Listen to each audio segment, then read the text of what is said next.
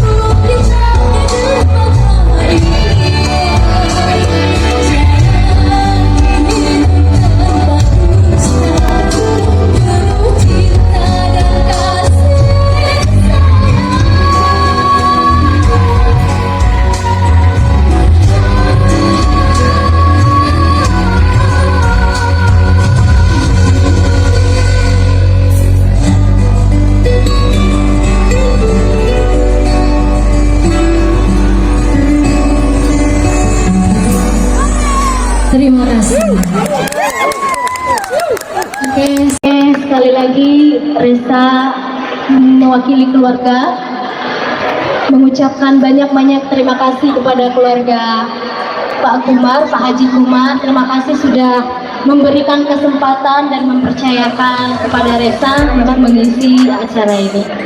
Oke, mungkin segitu yang bisa Reza tampilkan. Mohon maaf kalau ada kesalahan.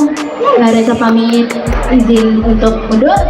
Terima kasih. Wassalamualaikum warahmatullahi wabarakatuh. Terima kasih Reza, makasih. Biasa dipanggil Eca ya? Luar biasa, pokoknya Eca nanti makin sukses ya. Boleh mungkin Reza bisa ya langsung bergabung bersama Umar dan juga Amalia untuk mengabadikan momen ini ya.